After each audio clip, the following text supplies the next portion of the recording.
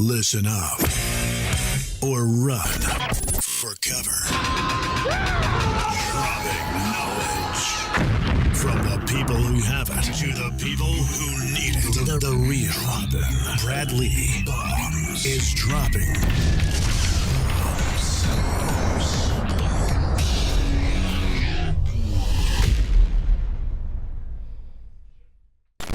What it is, Brad Lee back again with another episode of Dropping Bombs. Today in the studio, folks, in the home studios, the virtual studios, I've brought a real treat for you. I went out and found a gentleman that, number one, can help people not only save and invest and make money intelligently, but like savvy wealth, savvy savings, things like that. But he also happens to be the guy that invariably invented a cheese that's one of my favorite. Folks, welcome Jerry Fetta. Thank you, Brad. I appreciate the intro. I love being on the show, man. Dude, if you guys don't know Jerry Fetta, well, then you've probably never had a Greek salad. What else does feta cheese go on? I mean, Lucky Charms. We discussed that. Yeah, Lucky Charms. Well, if you love a feta cheese as much as Jerry loves feta cheese, well, because it's made you rich, though. So anyway, Jerry Fetta from the famed feta cheese is here, as well as he also has a company called Wealth X. Why X? So it's actually DynamX. Oh, Wealth DynamX. Yeah. Why does it always say Wealth X? Where does it say Wealth X? Oh, Jeff Celentano wrote Wealth X. Okay. Should I fire him? I think we should just trademark the name and maybe pay Jeff a commission for it. Wealth DynamX. Right. Wealth. Do you use an X in Dynamics or a CS? I do, yeah. It's DYNAMX. That's why, because someone left the dynam off. It's Wealth X. So it's Wealth DynamX. Awesome, dude. But welcome to the show. Today, I want to talk about a couple of things, only because the bomb squad is all sheltering in place, right? Mm-hmm. And there's a lot of them that I am assuming are kicking ass and taking names like me. They call me the COVID kid. Nothing can hurt me. Okay. I think I swallowed a bug last night. Doesn't even bother me. But I know you, dude, and I've known you for a while. You are a very conservative individual that does some wise, conservative, intelligent, prudent moves with money. So let's talk about money a little bit. Let's talk about how do people make money, save money, and put it away. Yeah, I'd be happy to talk about that. So what do you want to go over with our listeners today? Well, again, I mean, you tell me, what do you think is important for people to know? Like if you were going to tell your brother, let's say you were dying in an hour and you only had, 20 minutes to tell your brother something about money so they would be able to help the rest of your family. Like, what's so important about money that people miss that you would tell somebody if you had no time left and you really had to make sure that they were going to succeed? What would those nuggets be? Man, there's so much there. So the first thing, and this is something that I think would help anybody, is realizing that money is not actually real. It's not. People get it's like a tangible, very hard, firm object, and it's very easy to get like stuck on and fixated on. It really is just a coupon. That's all it is. It represents exchange and value and communication and knowledge.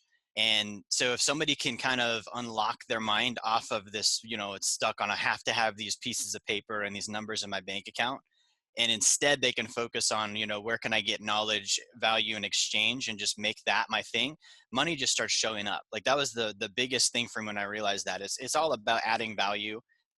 You know that, so many people out there know that, but I see a lot of people that don't. They get very caught up on, I have to work hard and it has to be effort. It has to be labor. It has to be, discipline and all these really hard things. And it just doesn't have to be that way. How'd you learn the hard way that? How did you learn that? Man, so I learned that when I started getting into sales. I was never in sales before, and so I was used to trading time for money and doing hourly jobs. So, when you work an hourly job, the way that you justify, and I would justify, is the quality of work. So I'd be like, man, I worked 8 hours. My wage doesn't change, but my character is, I'm going to put in a really hard 8 hours and do a good job. So when I got into sales, that kind of applies, but it's not the direct proportion you would see on an hourly job. So the first time I closed like a 5-figure deal and I saw over 10 grand show up in my bank account, I realized that was the same effort the same time frame, the same type of conversation, the same everything. The difference was that it was 10,000 instead of a couple hundred. And that's when it clicked. I was like, man, I need to go do that more times. And it was really just, I was $10,000 more valuable to that guy than I was to the previous guy. How much loot you got now? How much loot? Loot. Are you a billionaire yet with all that feta cheese rolling around? I'm a millionaire for sure. At a young age too. Yeah, 27. I turn 28 next month. Dude, you've always been like a sound voice of reason, very prudent. See, when I was your age, dude, I was running around crazier than I am now, talking more shit than I do now, joking more than I do now. But then here comes Jerry Fetta. Hello, everyone. I think that the 10-year interest term and the amortization schedule should indicate good yield. And I'm like, damn, dude, this kid's like freaking some sort of scholar. Like, what made you interested in money? So it was never something I was interested in growing up. My parents never were good with money. So my mom and dad actually got divorced from each other 3 different times. Divorced, remarried, 3 times. And it was over money every time. So, you know, I watched my mom and my dad lose the house when I was like 8. Car got repoed, homeless, lived in a trailer out behind some guy's house. And so I never had a good relationship with money. Actually, when I was 17, I remember when I first learned money wasn't backed by gold. Mentally, I quit on it. I was like, well, I'm not going to go work for that. It doesn't make any sense. See what I mean? See what I mean, dude? Like, that's funny. Like you mentally quit on money over that. Like, dude, I didn't even like, someone could have told me that and I would have said, so dude, the shit'll get me, the shit'll get me what I'm looking for. I don't care what it's backed by. Like, dude, I don't care if this is backed by freaking Cheetos. As long as when I hand it to somebody, they give me what I'm looking for. Hey, if like, it was why does backed it need by to be, Cheetos, why did it disappoint you that it wasn't backed by gold? It was kind of like the requirement to have to trade time for it, right? Because it's like, what I realized is there's 3 options. If I look at the money thing, I can either quit on it and do what I did, and that choice is poverty, right? Like, I'm just going to not participate in the system. The other option is to just not confront it, like sweep it under the rug and keep going. And a lot of people do that. And then the third option is wealth. You know, I can have so much of it that it just doesn't matter. I don't have to consider it in my day-to-day choices. It's like oxygen. It's just there. Breathe it in and get rid of it. So that was kind of like, I first initially quit on it. And then a very short moment of time that was 17. I got married at 18 or 19. And the first 6 months of being married, my wife and I were homeless, squatting in an abandoned house because I had quit on money. It's like, well, we're not going to work for it. We're not going to go above and beyond. We're just going to enjoy hobbies and enjoy life and, you know, all this stuff. So that was like a wake-up call. And I realized that the economy is there whether I want to participate in it or not. And it's going to drag me along if I don't start participating. And that was when I started really taking more seriously, all right, I need to do the third option. My parents did the second option. I need to just go get so much of it that, you know, in a short span of time, I can just unplug and not have to deal with it. Could you write a check right now for $340? Would I or could I? Could you? I could. Excellent. That's my limit. That's where I like, you know, if someone can write a check for $340 without it bouncing, they're doing all right in my book. I mean, we just had stimulus money come in, so I think a lot of people might have the 340 today. Dude, that's another thing that I wanted to bring up. Like, dude, what's with $1,200? I don't know, man. That's not going to help anybody. It's not. And if you do the math on that, you know, if you look at how much was actually released and divide that by the number of citizens, it's actually about $6,000. Well, again, I mean, I applaud the government. And when I say it doesn't help anybody, I take it back because it helps. It helps me. Like, here, give me some shit. It helps me. Mm-hmm. But it doesn't help much. In other words, like, why waste all that money when it's not really helping to the point that they think or act like it is? Yeah. It's kind of like putting a Band-Aid on a bullet wound. It's right. So again, why waste the Band-Aid? In other words, keep the money, government, or like, in other words, send a solution. Don't send a bunch of wasted money, because now you're spending all these billions of dollars and nobody's in any better situation. So you just spent billions of dollars to help nobody. Yeah. Well, and with this whole COVID thing, you know, if it is as serious as we're saying it is, that money probably could go towards a vaccine or a solution in actually solving it. So If there was a I, vaccine, would you take one? I would not. Okay, so there's a lot of people that would say the same thing. Now, do you have Mhm. kids? I don't know. If you have kids, would you get them vaccinated? I would do research first based on what I know of vaccines and my trust for the medical system. My gut find out first. Say that again, because my bandwidth's probably crappy, or my little girls just got like all their iPads and computers going, and it caused a little lull. Yeah, so I don't have kids. If I did, I would probably research. My gut tells me no, just because of prior knowledge on vaccines and my trust for the medical system. So I would research it, see what it's about, and then make a decision. But I'm leaning towards no. Do you believe that our currency is going to be returning to the gold back I standard? would I would love that, and it's a very novel idea. I economically don't see that it's possible. I think we're probably more likely to go to a US or an IMF based crypto than anything else. You mean even if we're basically doing a financial reset currently right now? I think that would be what they'd reset for, is to get us onto cryptocurrency and either have nationally or phase into just a global crypto. I agree, and I think they're doing it right now. Yeah. There's plenty out there. I mean, it's crazy, Brad. There's a lot of hysteria on the media with the virus and different things going on. I watch the markets whenever this stuff happens, and there's some crazy stuff going on just within the financial system and how that's built, that fundamental changes are being made currently. And most people aren't aware of that. It's crazy because people say, "What do you think's going on? The 5G, the QAnon, the vaccination, the something political, bio warfare with China." I think it's all going on. Yeah. Like again, dude, that 5G. I'm not saying that 5G's as bad as everyone says it is, or maybe it is, but I know that it's coming, whether you like it or not. Yeah. And I also know that, like, if they stuck a tower in the middle of a town and everyone in the town started dying and falling down, dude, people would knock down the tower. I don't think there's evil politicians all in some secret meeting where we're not at talking about killing population. Do I think that there's secret meetings where certain people, wealthy people, would prefer that the world wasn't as screwed up, and one way to get it not screwed up is to reduce the population? Yeah, I do believe that. Why? Well, because, dude, overpopulation is not a good thing in any situation. So at the end of the day, these guys are trying to come up with better environments for humanity. And unfortunately, someone has to take a look at the fact that, hey, dude, we should have 3 billion less people on this planet, and it'd be a whole lot less polluted. And hey, well, who do we kill? Well, how about the dirt bags and the felons and the criminals and well, who judges, bro? Whose life isn't worth? So you start to look at all that conspiracy shit and you start to think, dude, there's believability in all of it. Yeah. Dude, if you got vaccinated and there was nanotechnology in the vaccination, and now that nanotechnology communicates with the 5G, which apparently, if you read up on 5G, dude, it allows for some crazy computing.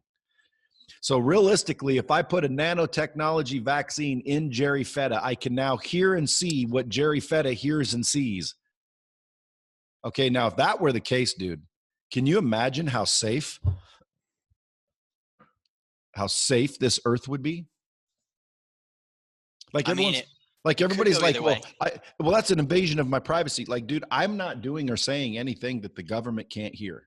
Yeah. Like, in other words, dude, if they told me, hey, I want to put this chip in you, and we will be able to hear and see wherever you go.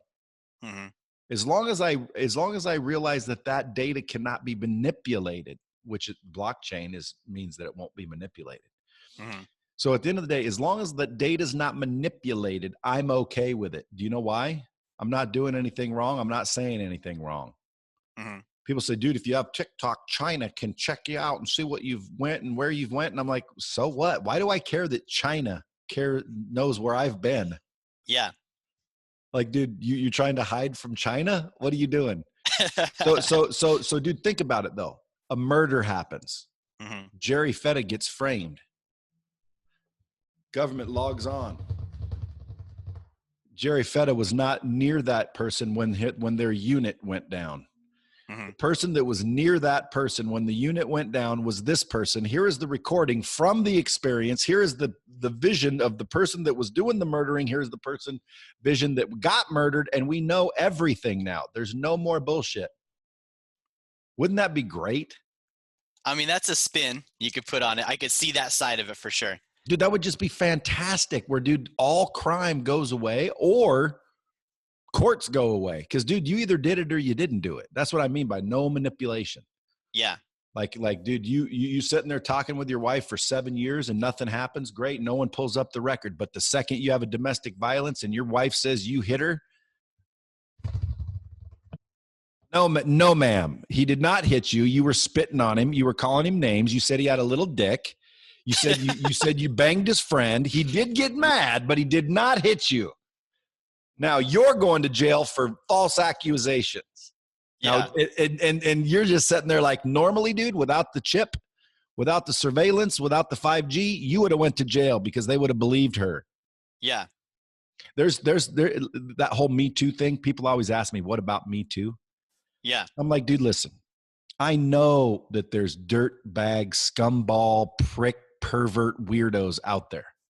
And I know there's rapers and abusers and scumbags.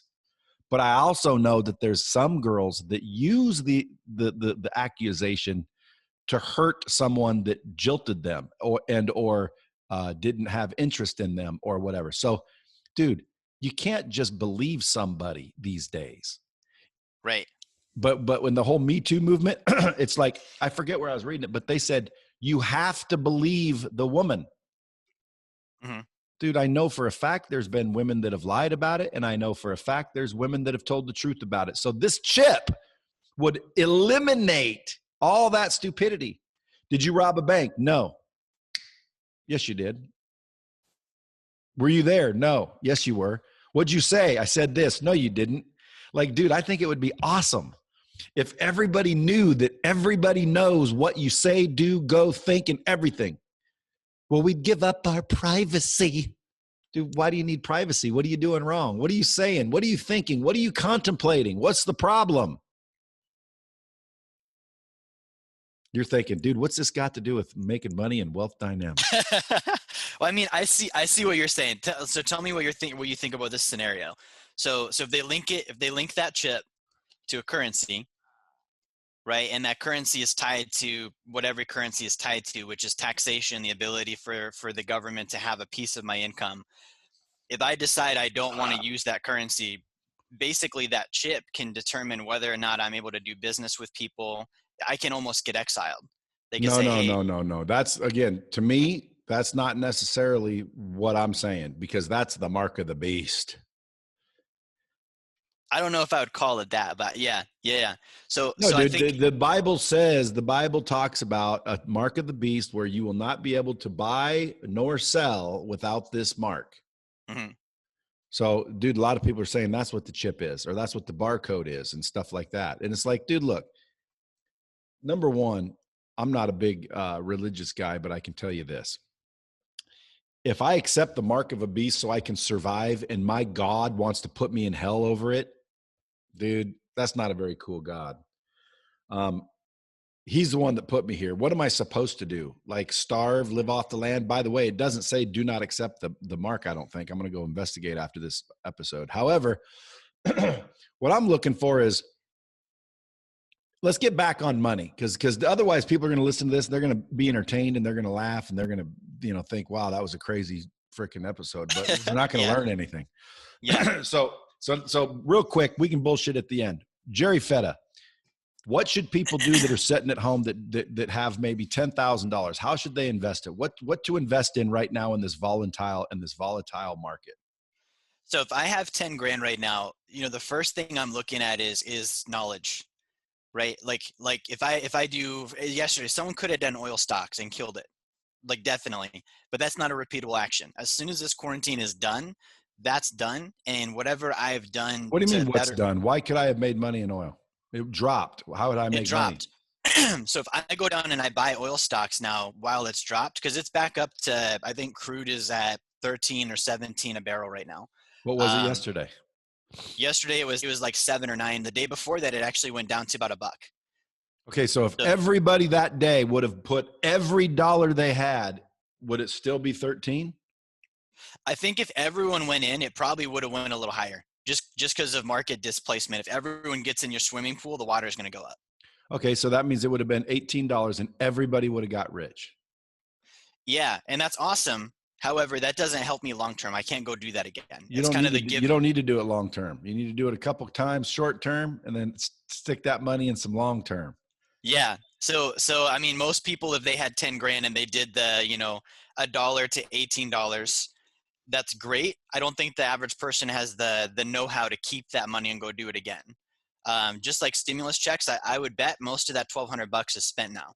Well, of course it is, dude. Same thing happens. You got rent, you got food, you got gas, you got dry cleaning. Of course it's spent. That's what I mean. Like $1,200 doesn't make a dent in anything. For sure. And are you one of those people that like save a certain percentage regardless? Are you like a richest man in Babylon type? Yeah, I do 40%. That's one of my rules. Dude, you're married too, right? I am. Dude, you guys must have a shitty life. I mean, it's all income, right? So if you make enough and save 40% of it, you still got 60 left over to pay taxes and live. So I know, but dude, taxes is 30-40%, right? Not if you know how to do it right. Okay, so taxes. If you're paying 30 to 40, I have a client that he makes a few million a year and he pays single digits on his taxes right now. Well, again, that's true. You can get squirrely and take advantage of some loopholes. But let's say you live on 60%, dude. 60% of 2 million is plenty to live on. But 60% of 45,000, dude, come on. You can't do it. How you doing it? Yeah, you have to make, if you think about numbers, depending on your state, right? You have to make at least 10 grand a month to do that. 10, and that's even minimal. 10, I save for, I've got 6 left over. My taxes are probably 18 to 2,000. And I've got a few thousand to pay rent, groceries, etc. So which means you're making 10 grand a month, but you're living in a shithole. Yeah, and in my opinion, if that's where I've got to start for 2 or 3 years, I'm willing to do that because I know afterwards the benefit of that 40% long term outweighs that 24, 36 months of living in a shithole. That's true. That's true, folks. I know I'm joking a lot and I bust balls a lot. That is true, what you just said. And that is what normal people would not be willing to do, which is why normal people are not wealthy. And I'll tell you, when people ask me, what's my biggest regret? That is my biggest regret. When I go back to when I was your age, dude, I didn't save shit. I didn't save shit for most of my life, dude. Yeah. I spent every dime almost every time. Every dime, every time. Dude, you give me a check for $13,000 and I got paid every 2 weeks. You give me a check for $13,000. You give me a check for $39,000. There's just more shit to buy. Like, dude, there was no methodical, long-term, intelligent, conservative plan. I was not afraid of no more money coming. And coincidentally, it's never happened either. Yeah. See, I defy most rules, dude, but it's not a good plan. In other words, my luck is not a plan. Mm-hmm. I'm a lucky son of a bitch and I'm willing to roll the dice. Yeah, I see that. So, and I think that's an awesome quality. Like that's key. Napoleon, when he used to hire his generals, he would literally ask himself the question, how lucky is this guy? That would be his decision maker, is how lucky is this guy? So there's that aspect of it. What I do and what I would recommend to anyone is automate the savings. So I have a concept I use called the sacred account. It just comes out of my bank same day every month, whether I look at it or not. And I can still go be crazy with the rest of the money because I think that energy that you're talking about, that luck, that's where wealth is really built. It's the creativeness. It's the human, emotion and spirit of like, man, this idea is going to become real and I'm going to go use that to produce more. So we can't get rid of that. So it shouldn't turn into misery, but it should turn into just allocation. I made 30, freaking 40% of that went into my savings. I'm going to go make another 50 now. Well, the way you say it, yeah. If someone's making 30, they can live off 60% of that. Mm-hmm. Okay. But I'm not but who's making 30, bro? Yeah.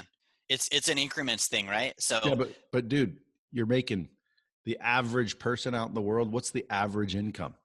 About 50 or 60. Okay. So how do you live on 60% of 60? So that guy's not gonna. What we've got to Okay. do So there, dude, so where do you start? Like, let's talk to so normal we've got to people for a minute.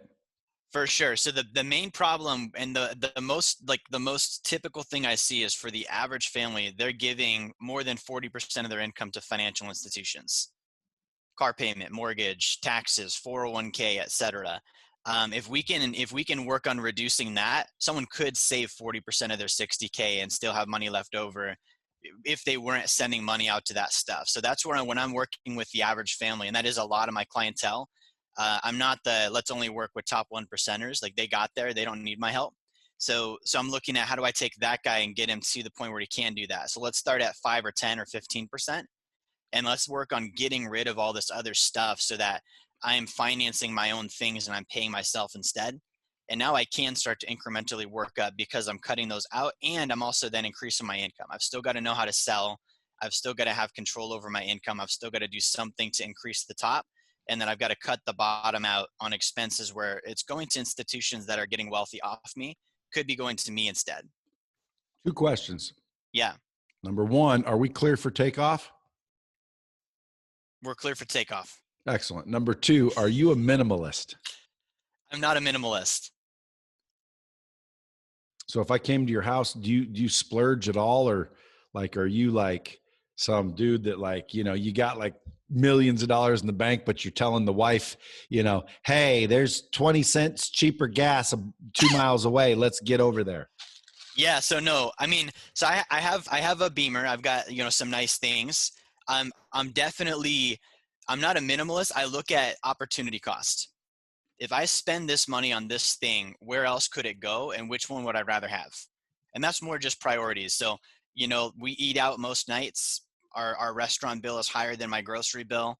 Right now I'm in California. I'm still paying for rent at my office and rent at my house in Alaska. And I'm not using either one of them. I'll go produce more income. But at the end of the day, it's those basic rules that I follow that make it to where I'm still stacking money. I'm still building wealth. And that allows me to afford whatever I would like to afford as that continues and progresses on. So it's priorities, and that actually gets rid of the need to be minimalist. Because I could say, let's live on $2,000 a month and put all of our money in Vanguard mutual funds. And in 5 years, technically, we could be financially free as long as we only spend $2,000 a month. So if you're me, and let's say you're making, I'll just make up a number, Mm-hmm. $100,000 a month. Yeah. And I was keeping half of it, saving. Where would I do with half that money? Vanguard mutual funds? So I'm not a market guy. I would take half that money, and I would look at, with investing, I look at 4 things. So invest, if you look at where that word comes from, it actually means to clothe your capital. Literally, I'm putting clothes on my money. So I just look at it just like when I wear clothes. I wear what I like, I wear what I understand, I wear what fits me, and I wear what suits the occasion I'm going to use it for. Same way I invest. I'm going to identify that and determine that's where my 50% is going to go to. And I'll stack up however much I need to get into the first one and just repeat that action over and over. For me, I like life insurance, gold and silver. I like real estate. I like private lending. I'm very big into tangible stuff that pays me cash flow or has an intrinsic value. What if I told you I could get you 15% every quarter on any amount of money you want to give me? I'd probably call bullshit. Dude, I'm telling you, that is a real opportunity. Yeah. It's probably out there. We'll talk offline, but it is a real opportunity. And it makes perfect sense. Once you hear what they're doing, you're like, okay, that makes perfect sense. And it's legit, dude. Yeah. Pays me like clockwork, pays all my friends like clockwork, pays everyone that got me into it like clockwork. That's awesome. Now, could it end? Yes, it could end. But right now it's as real. There's nothing illegal about it. It's like completely real, but very quiet kept. Yeah. A lot of that stuff is. Yeah. I'll tell you when we get off here. All right. Let's see. Jerry, I want to go back down to realistic because most people ain't making $100,000 a month. Let's say somebody is making 60, 70, 80, 90 grand a month, 120, because that's what normal people are doing. Mhm. and they were very intelligent. They save money, because here's what I see crazy. A lot of people I talk to, young kids, they got little life savings. They got little chunks of money. They DM me all the time. I think people are either trying to see if I want their money, because a lot of times people think I'm like a guru. In other words, I don't coach and mentor and have consulting programs and all that shit. I'm a Yeah. CEO of a tech company. However, I look like a guru, right? I look like I'd have a coaching program, because like in that world, everybody has a coaching program. So at the end of Yeah. the day, I look the part, but when people DM me, they say, "Hey Brad, I'm 24 years old. I've got 180,000 saved." And I'm thinking, "Shit, dude, how the hell do you have 180,000 saved at that age? Like when I was that age, I didn't have a dime." Yeah. So let's say a normal person has, in my mind, dude, if you're 24 and you got 180 grand in the bank, dude, that is a hell of an impressive feat. Yeah. So to me, let's keep normal. I think if you're 24 years old and you're a conservative dude and you've put some money away since you started working at 18, you Mhm. probably got what, 25, 50? Yeah. Somewhere in that range. Okay, good. So what do I do with 25K? So It's if not you've got, it's not it's not going to buy me a duplex. It's not going to buy me anything big. So what do I do? Go partner with somebody? Can I buy a lawnmower and rent it out? Like people always ask me, "Brad, what do I do with my money?" You know what I always just reply, because it's easier? Buy shit you can rent. Period. yeah. Yeah, like in other words, hey, I bought a lawnmower because I rent it out for $10 a weekend. Right. As long as you can rent it out, I think it's a good investment, because if houses, you can rent it out. Like, dude, GC, Grant Cardone, Grant. Oh yeah. He tells you don't buy houses. Dude, let me tell you something. The only reason he's saying that is because he doesn't have houses to sell you. I know people that make plenty of money on houses, plenty of Yeah. money. He made money on houses. That's total bullshit. If he had houses to sell you, he wouldn't be telling you that. Then he Yeah. used to tell you to get a quad.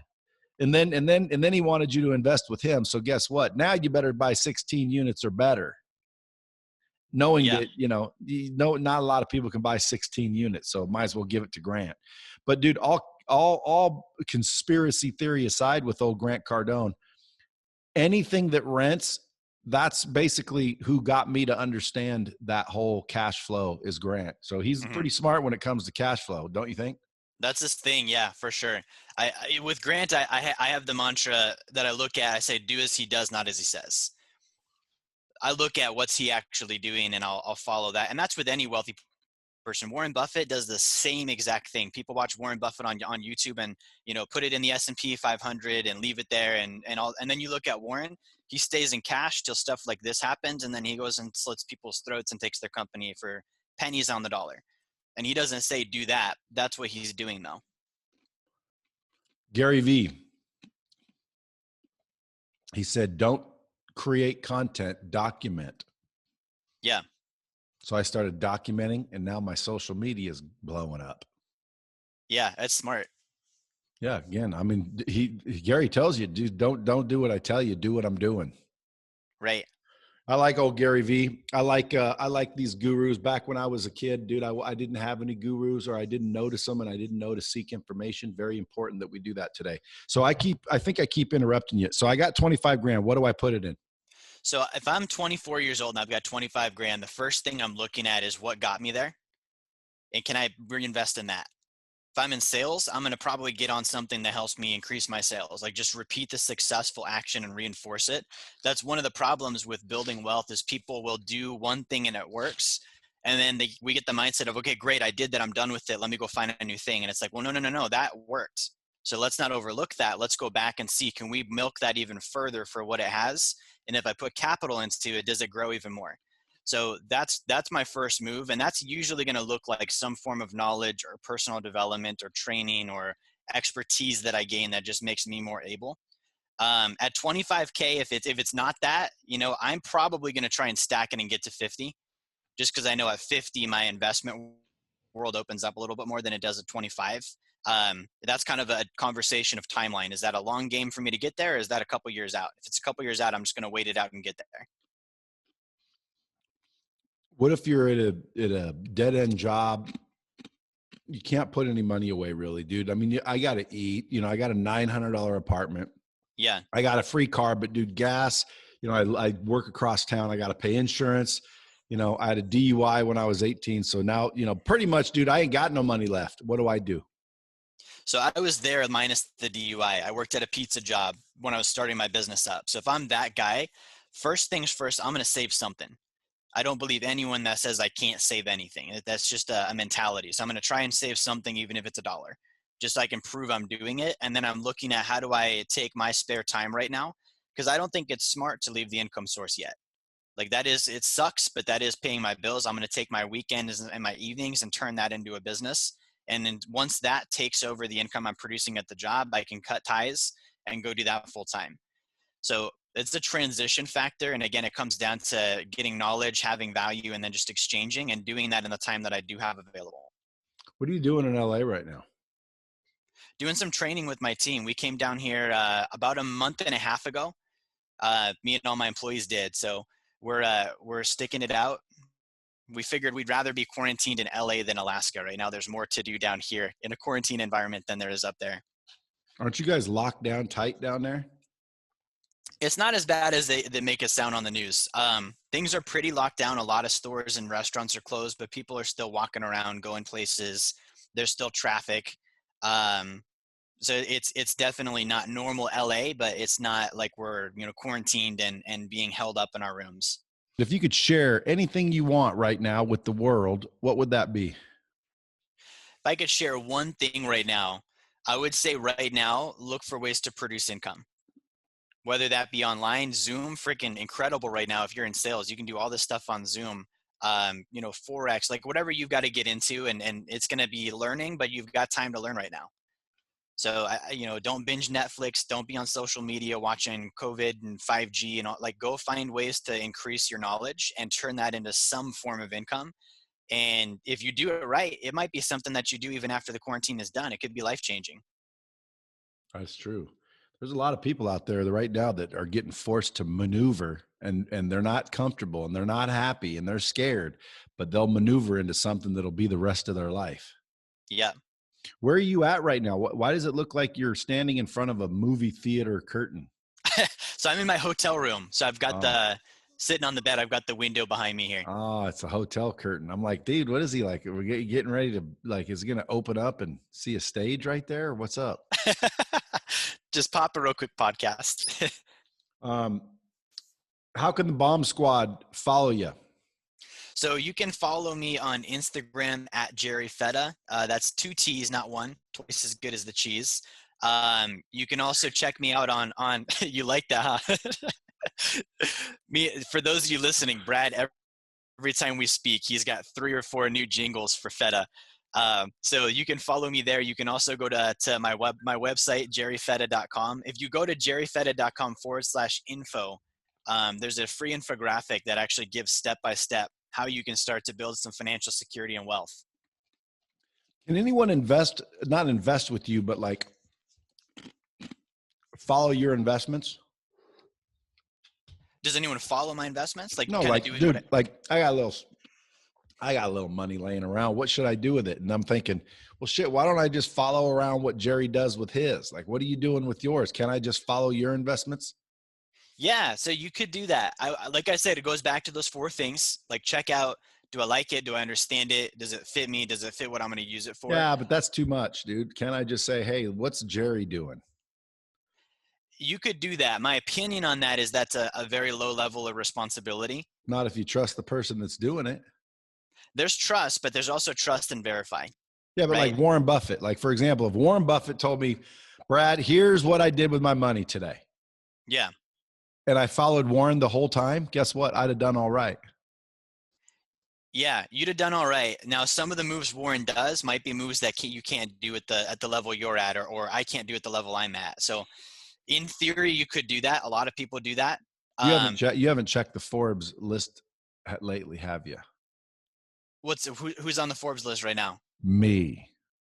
Are you really? It goes Bill Gates, Bezos actually now, Bill, yeah. Jeff, Bill, guy named Ahwan Mashmaknul. I don't know how to pronounce it. Warren, and then Brad. Brad, right there. Bradley. Everyone keeps calling me like, dude, congratulations. I'm like, what? I see you on the list. I'm like, oh shit. My fucking $1,200 came in. Put me over the top. That's right, dude. That $1,200 fucking, I put it in the bank because I don't need it. And bam, I'm on the list all of a sudden. I'm right below Warren. That's all it took.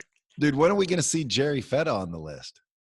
We're going to see me there here in the next couple of years. My goal is to get there for sure. So I'm Dude, 20. Do you think you're going to get to be a billionaire? Yes or no?